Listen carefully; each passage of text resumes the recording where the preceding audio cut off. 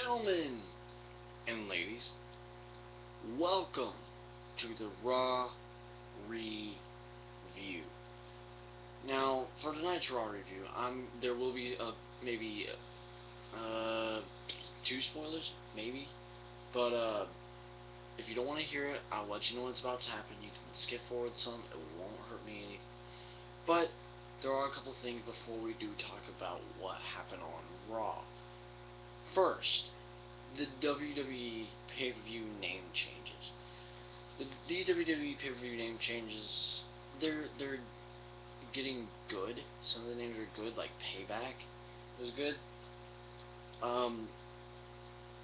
We want some of the old ones back, like Judgment Day, Vengeance, Night of Champions is not really that good of a gimmick pay-per-view. Neither is Hell in a Cell. And your gimmicky pay-per-views suck. But your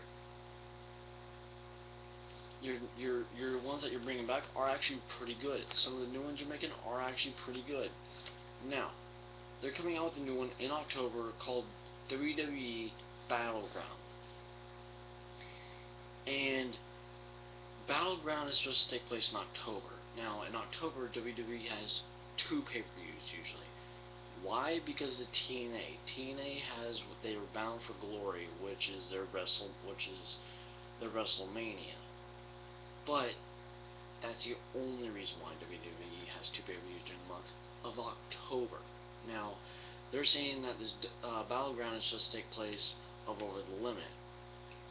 Over the Limit was already replaced by Payback. And you can't really replace something that was basically two pay-per-views after WrestleMania with something now that is in October and saying that it's your new Payback or your new Over the Limit. That's wrong. It'd be better if this took place of Hell in a Cell, because Hell in a Cell is one of those crappy gimmicky pay-per-views, kind of like last year. It was terrible. And the reason I say that is because if you look at the match, you only had one Hell in a Cell match, and that was Ryback versus CM Punk for the WWE Championship with Brad Maddox as the referee. I was about to say guest referee, but he was still referee at the time. And that's where you low blowed him, if you guys don't remember that. I'm sure you were low blowed Ryback. Second, if you have the WWE app like me, you will know, I guess you guys will see that they have these IQ tests. And the IQ tests could be about whatever they want. But the one I'm talking to you guys right now about is this one that came out, and it asked you this specific question. And it was about AJ. They give you the subject before you start the test. And it was, in which city did AJ win her first Divas Championship? In which city? And the answer is Chicago, because it was at this. I do have the latest WWE magazine, and it was at this. This is your Payback by the numbers pay-per-view, I guess, page of it, and that's your CM Punk Jericho match. Payback is why Punk is back. Payback is why they had that match in Chicago. Okay? Because of CM Punk is why that match even took place. She won it in Chicago. She won it at Payback. It says I got it wrong when I picked Chicago, because it's saying that she won it in St. Louis. The last pay-per-view that was in St. Louis was Extreme Rules. And I hate to tell you, there were no Divas matches during Extreme Rules. So whoever's in charge of the WWE app, I'm speaking to you now, fix this. Because this could get people mad. Because I'm right, you guys know I'm right, and it's ridiculous. I know it's something strange to be ranting about, but it's stupid. But like I said, I do have the WWE latest issue. I'm trying to go on every month, and we can talk about it. Now, every month they also have a jerk of the month. And this year, or not this year, this month's Jerk of the Month is none other than this man, Ryback. We saw a good deal on why Ryback was Jerk of the Month. And when we get into that segment, which is basically third for the night, you could probably see why. But with this issue, you also get this. Your first thing is one. It is like a double-sided poster like last time. You get Kane. Nah, I don't think so. Or you can get. Let's see here. You can get 6 divas in their swimsuits. That's what I'm talking about. You got Cameron, Naomi, Layla, Summer Rae, Oksana, and Alicia Fox. Now, some people don't even like Alicia Fox, but that's some people. Me, I'm one of those some people. And I told you guys several months, I think a month ago, maybe a couple weeks ago, that AJ actually tweeted out the Summerslam poster, and this is your Summerslam poster. And I also said to you guys a couple weeks ago that if you're on a poster for WWE, you're more than likely going to make an impact. Now, we can talk about this. Whenever it's multiple people like this, usually those people will make an impact in their match. But here's your problem. You got 3 people on this poster who aren't really going to be in a match. We don't know about some of these. You've got, you've got Dolph Ziggler.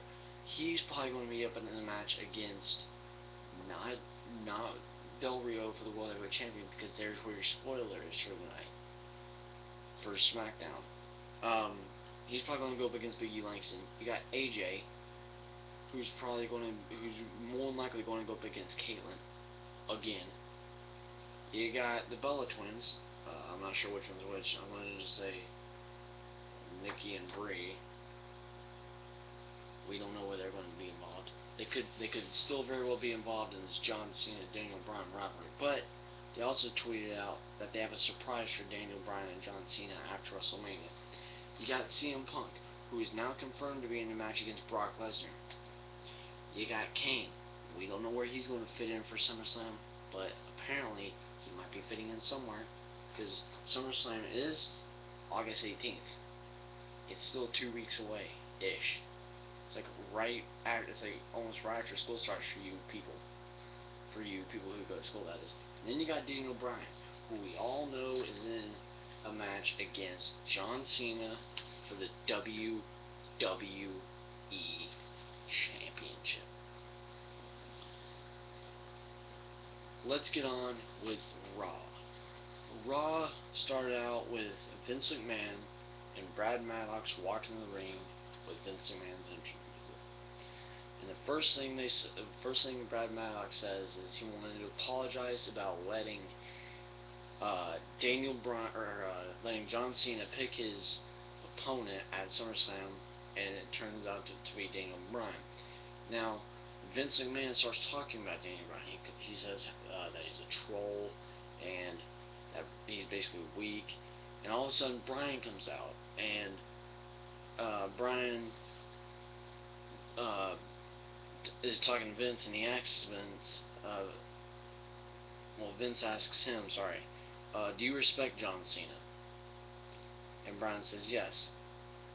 Vince, apparently Cena is lying. You can't trust Cena. You can't beat Kane, which he did last year at SummerSlam, if you guys remember. You can't beat Kane. Bryan has no ruthless aggression. And I said that because that's how Vince McMahon said it years ago, back when we were in the ruthless aggression era with Goldberg and when John Cena debuted, and back when it was the end of my favorite Undertaker, the All-American Badass Undertaker, back then, like with no mask Kane. So Vince also says that if Bryan was to win the WWE Championship, it'd be the biggest embarrassment in WWE history. And that here's what, and he also said, here's what I want to see in this WWE title match. You got John Cena versus Daniel Bryan. They go, they grapple up, and then poof, spontaneous combustion. And there goes John Cena and Daniel Bryan just floating away, floating away. And that's what he said. And Bryan did not like that too much. I was actually kind of surprised Cena didn't come after that, but he didn't. Bryan asks the universe, do you want a new WWE champion at WrestleMania? And of course, this crowd goes insane. Yes, yes, yes, yes. I was sitting there doing it too on my couch. So that tells you that I was also into it. And when that happens, Vince actually gets this worried look on his face. He's like, but your first match of the night was The Shield versus Mark Henry and the Usos. This is what I could see The Shield doing for SummerSlam, but people are also saying that it's going to be The Shield versus the Brothers of Destruction. That I am seriously starting to doubt, because we've seen nothing of The Undertaker. We've seen nothing of Kane except for with the Wyatt family. I could see Kane bringing in The Undertaker for the Wyatt family and more or less of The Shield. But that's what I think. That's how I think it's going to go. This match, believe it or not, was actually pretty good. The Shield did win this, but at the beginning of the match, for the Usos and Mark Henry side, you had Mark Henry started out against Dean Ambrose. And Mark Henry would basically wail on Dean Ambrose, and then all of a sudden he just, like, threw him across the ring, and Dean Ambrose kind of scoots over and tags in Seth Rollins. Well, Seth Rollins gets wailed on by Mark Henry, and then he takes him and throws him too. Well, Rollins gets scared. He goes over there, tags in Roman Reigns. Wails on him. Roman Reigns gets Buell tossed and all this. And then all hell basically broke loose. After a while, all hell did break loose. You had the Usos get taken out. You had Mark Henry get speared. And then at the end, one of the Usos come back in. Dean Ambrose did his finisher on him and got the 1, 2, 3. And that's how that match ended. It seems like these tag team matches, it seems like all tag team matches end with like some kind of chaos near the end, and then someone distracts someone else, someone turns someone else around, does their finisher, and gets a 1, 2, 3. Or it's a thing of finisher, finisher, finisher, finisher, finisher, finisher, finisher everywhere. Another guy gets a finisher, and this dude got his finisher here at first. That guy comes back in and gets the win, and that seems like how it always goes now. But it's wrestling. It's fake. We all know it's fake. Now this is where Ryback, I can understand, got Drag of the Month. They like to do this whole earlier today segment or viewing thing. And their earlier today, one of them was the catering room, and they had Ryback come up to get some food, and he starts picking on one of the guys, because apparently one of the guys said something. I didn't hear it. I have no idea what the guy said.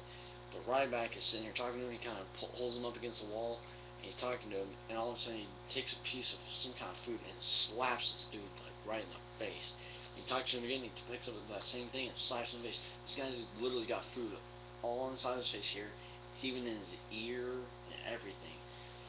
So as Ryback starts walking away, he actually picks him up like this guy's not. He just picks him up like under his arms and just puts him through the table and says, "That's what I'm doing to John Cena tonight," and walks out. And then you had Brad Maddox in his office, and Kane comes in, and he says he's looking for the Wyatt family due to what happened to when the Wyatt family debuted. He basically got his head smashed in. And Brad tells Kane, he says, "I know you're looking for the Wyatt family, but why don't you send a message to them and beat Daniel Bryan tonight?" And so Kane was all happy for that. Your second match of the night would have been even better if the guy who won actually got a 1, 2, 3. The second match of the night was Rob Van Dam versus Fandango. So you got people doing their fandangling, and then you got people doing Rob Van Dam. So RVD won this by countout. There's not much to talk about in this match because of how the match ended. You have an AJ and Big E segment backstage, and AJ is basically freaking out because she's got a match against Caitlyn, and she talks about how she keeps getting speared by her, and about how she's suspicious that Big E Langston likes her, and just all this weird stuff. And then you have Caitlyn versus AJ, and Caitlyn won this. There's really not much to talk about at all. Caitlyn won this by spear, and after the match, AJ starts flipping out. She starts throwing like this little temper tantrum. And all of a sudden, you get, I'm here to show the world, I'm here to show the world, and out comes Dolph Ziggler. He basically challenges Big E Langston to a match right then and there, and he starts heading towards the ring. Well, during the commercial break, the match is official, and Big E Langston versus Dolph Ziggler happens. This match ended in a DQ. Why? Because AJ comes in and starts and basically claws up the eyes of Dolph Ziggler. And after, this happened after Big E Langston was thrown out of the ring with ease by Dolph Ziggler. Now, the problem I have with how easy Big E Langston's being thrown out of the ring is this WrestleMania, or this Royal Rumble we're going to be coming up to, WrestleMania 2014. Watch Big E Langston. He's not going to be thrown out as easy as he's being thrown out here. He's going to be like a Mark Henry or Rick Holly or the Big Show in that match. He's going to be like, oh, you can't throw me out, boy. Try it again. And he's going to be like, and he's probably going to throw out a good bit of people. Not 11 like Kane did in 2001, but he's probably going to throw out, I don't know, I'm going to guess 5. And it's not going to be easy to throw him out. You're going to have a big guy, like a big superstar like John Cena or CM Punk or Ryback or someone. Or maybe even like Henry Big Show or Khali. But it's not going to be that easy to throw out Big E Langston. The fact that Dolph Ziggler can be like, I'm sorry, I threw you out of the ring. Was that easy? My bad. The fact that it's so easy to throw him out now is ridiculous. This is like a 300-pound guy, and it's not even easy to throw Kane out. It's not even easy to throw Ryback out, and Ryback's 298, I think. Anyway, Dolph Ziggler won this match, and as Big E Langston was basically checking on AJ because she was freaking out again because Big E lost, and because Big E was getting mad at her for causing the DQ, Dolph Ziggler comes in there and does a zigzag to Big E. So, you then have John Cena talking on the phone, and then Daniel Bryan comes in and he says, "I want to know something. Was it true what Vince said? The fact that I can't trust you. The fact that I can't trust a word you said." And John Cena says, "You can call me a liar if you want." And then he basically puts his hat on and walks out.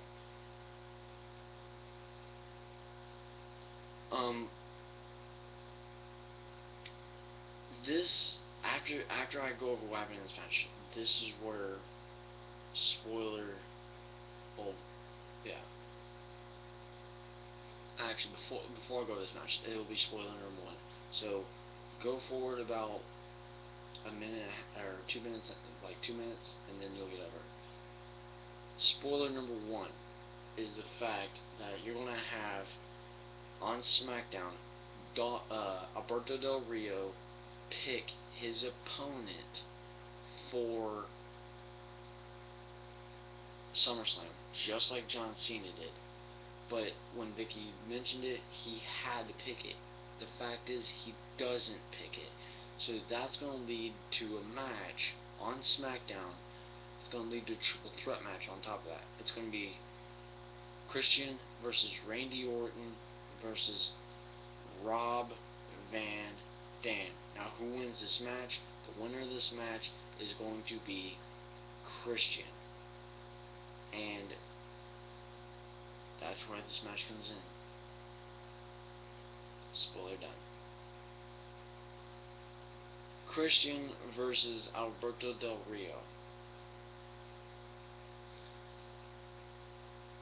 Christian gets the win here after his right arm was worked on, his left arm. After his left arm was worked on for quite some time in this match. That's basically where Alberto Del Rio focused, so he could do the cross arm breaker. Now, he drop kicked on the steps. He did what he could to basically neutralize his left arm. So Del Rio at one point tries to go for a cross arm breaker, and it's unsuccessful. Christian rolls out the cross arm breaker, rolls him up, and gets the 1, 2, 3. And that's basically where the spoiler took place. So you then have, for your next match, Wade Barrett versus Cody Rhodes. Now, if you guys are new and you're just watching, when I introduce these matches, it's who comes out first, who comes out second. It's not based on the winner, it's who comes out first, or who they introduce first. You then have Wade Barrett versus Cody Rhodes. This match was won by Cody Rhodes. They showed you what happened on SmackDown, how it was Mr. Money in the Bank, versus Mr. Money in the Bank, and the fact that Cody Rhodes basically took Damien Sandow's briefcase and threw it in the Gulf of Mexico. Your problem, Sandow, is this: 1, you pissed off Cody Rhodes, and 2, you can't win this without that briefcase. You can't just be like, I am Mr. Money in the Bank, I want to cash in now, with no briefcase. You gotta go find it somehow. I don't know how you're gonna do it, but you gotta find it. You're not gonna win it without that briefcase. What you should do is this rivalry. I didn't think this rivalry was going to be good. I thought it was going to be crap. But this rivalry is turning out, is turning out more awesome than I thought it would. Now, what would make this even better is if they have a Cody Rhodes versus Damien Sandow match at SummerSlam for the Money in the Bank briefcase in a ladder match to see who would have really won the Money in the Bank ladder match, and put the Money in the Bank high up, put him in the ladder match. Winner is the official Money in the Bank winner. Now, that would be awesome. And if you had Cody Rhodes win, that would be even better. Cody Rhodes deserves it. Sandow comes in, doesn't win any titles, and the first thing he does, that's a big major start, is win Money in the Bank. They can't win tag team titles. He doesn't win a mid-card title because he didn't go for one. He doesn't even try to go for a World Heavyweight Championship, but he wins Money in the Bank. Cody Rhodes, on the other hand, what has he done? He's won tag team titles, Intercontinental titles, one from the Big Show in a tables match. He's had his WrestleMania moments. He's been in groups with Ted DiBiase. He's been in a group with Ted DiBiase and Randy Orton. He's been punted in the skull by Randy Orton. It's about time that he's grown a mustache. I can't even do that, it seems. He's done a shave it a lot. He's done a lot more things than Damien Sandow has combined. But like I said, Rhodes won this due to the crossroads. And after the match, basically, Damien Sandow is not happy that the fact that he can't find his Money in the Bank briefcase. That's somewhere in the Gulf of Mexico, because they beat the crap out of his briefcase, and it's got this like kind of hole in it.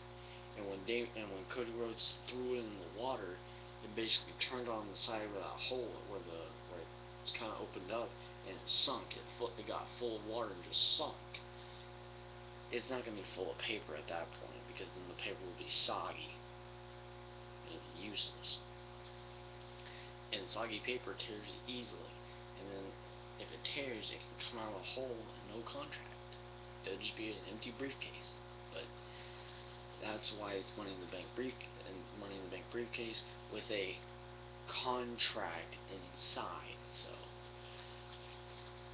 you then have Daniel Bryan versus Kane. Main event number 1, or as we say at work, Money in the Bank, or main event number uno. That's right. We the people. It went on, and I told you last week, Jericho's done with WWE for now because he's touring with Fozzy. So no Jericho today, no Big Show today either, because at Money in the Bank, Big Show still had a limp in his leg, and he's still a little injured, and they don't want to have you wrestle if you're injured. That's why Nikki Bella didn't wrestle. You then have Daniel Bryan versus Kane, like I said, main event number 1.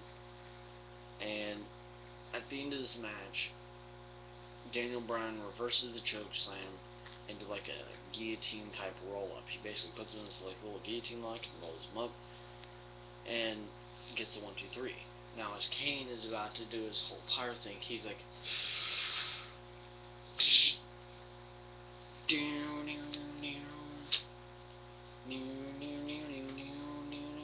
now the Wyatt family comes out, and they do this whole gimmick of kind of like what they did last week, or not last week, 2 weeks ago when they attacked R-Truth, and they tell Kane to follow the buzzards after he was attacked by the Wyatt family.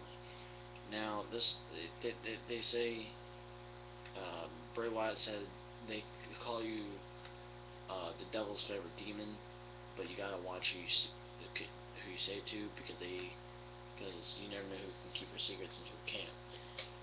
Where this sounds like it's leading to me is a type of religious, like cult, and we haven't had one of those in quite some time. But if this is how you're going to do the religious cult, you probably should find more guys, or some different guys.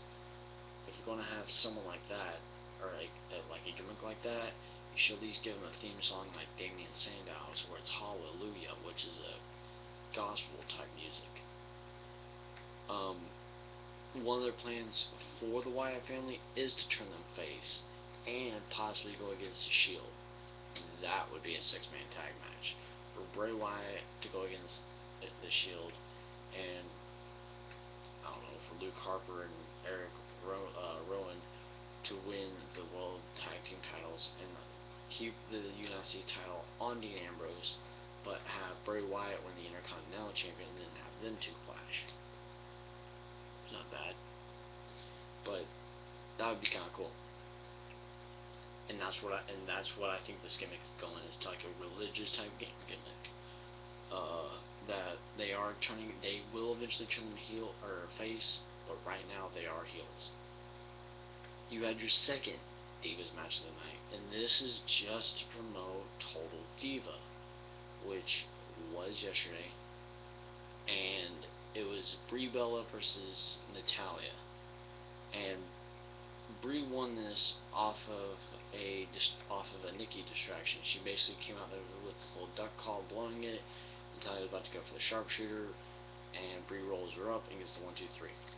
That's it. You then had R-Truth versus Curtis Axel. Before the match, Heyman talks about Lesnar versus Punk and how it's being called the best versus the beast, and what it's like and what it means to be a Paul Heyman guy. Well, during the match, Punk comes out to the ring and he basically pulls Axel out of the ring, throws him away, runs for Paul Heyman, and gets Paul Heyman. Paul Heyman gets freed by Curtis Axel, gets up and actually attacks CM Punk real quick, and Heyman runs. I've never seen a fat guy run like that, but Heyman booked it. He ran probably the whole rest of the segment, and Punk knocked Curtis Axel back on his butt, and he was out. And this match basically ended in a draw. No one won this match, no one lost this match. Bell never rang. It never ended, basically, and it just ended in a draw. You then had Vince McMahon and Triple H talking about Daniel Bryan. Oh, and by the way, happy birthday, Triple H. I'm a Triple H guy. Happy birthday, Triple H. They kind of throw in that it was your birthday today. Michael Cole and Michael Cole and Vince and Jerry the King Lawler. I'm sorry, Jerry. They kind of mentioned it, but I am a Triple H guy. He's one of my favorite guys for years. I've got storylines I want to do with you on WWE 13, and my created character, who's supposed to be me. But yes, happy birthday, Triple H. You deserve it here. You'll only get it here. But they kind of mentioned Triple H's birthday in the segment. They have it to where Triple H is talking about Daniel Bryan to Vince McMahon, and Vince says he admits it. The fact is, he doesn't want Cena to be champion. He doesn't care who beats Cena. He just doesn't want it to be Daniel Bryan, a little pipsqueak. And then Vince says, I want it to be someone like you. Someone like you who's 23 years younger. And that's where they kind of mention that's Triple H's birthday in the segment. Stephanie comes in and basically makes a suggestion. She says, I have a suggestion. Why don't we give Daniel Bryan a corporate makeover? I don't know what that means, but apparently it's happening next week. It might be cutting the beard or something. I don't know. It'd be weird to see it now after all this time. But I don't think they're going to do it. It's Daniel Bryan's thing. He just came off the shirt called SS Respect the Beard. You're not going to get rid of it after that. After all the sales this shirt's got, you're not going to get rid of it. Cena versus Ryback was up next, which is your main event of the night. And Cena pulls out a table, even though there were tables all over the ramp. You could have just gone to the ramp, grabbed a table, walked it down to where you were going, and set it up there. Because they were already set up. All of them on the ramp were set up. All you gotta do is go over to the ramp, grab it, or grab the one you wanted, and try to put the guy through a table. No.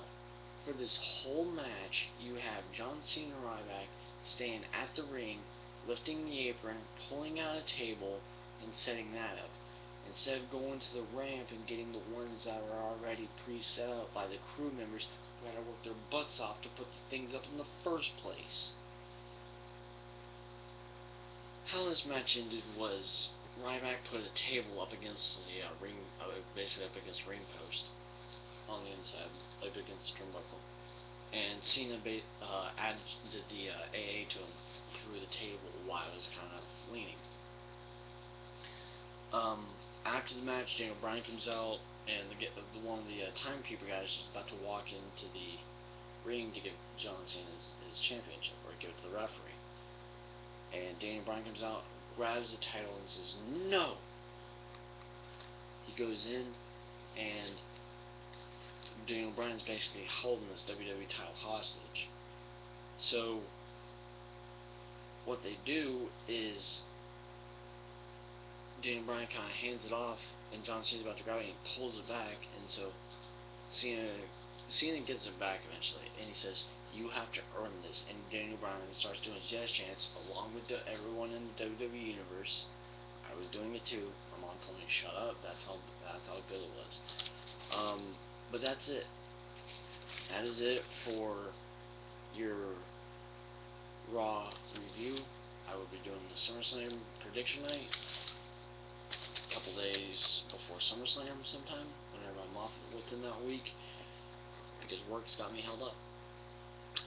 I am off Wednesday. I am off Tuesday. You got my schedule. I'll probably pick a day and do a vlog weekly, maybe. If I could get a Friday off, I could do SmackDown. But I haven't had a Friday off in a month, so. Because that's where the cookie crumbles. If y'all want to see me do gameplays, like do Let's Plays and all this, I can do Let's Plays of Tomb Raider, Borderlands 2, Call of Duty Black Ops, Halo 4, Forza Motorsport 2, 3 of the Assassin's Creed 1, 2, and 3. I don't have Brotherhood Revelation because those two sucked. Those two kind of took a deep right turns.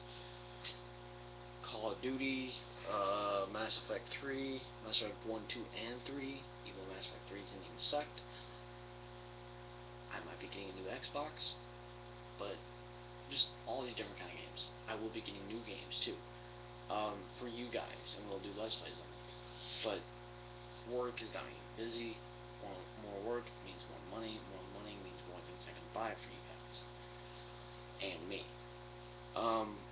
But yes, like I said, thank you for watching this edition of Raw Review. I'm sorry for the spoilers. I'm sorry if I was wrong on how long it is. Thank you. I will see you guys next week. Definitely next week. I am the real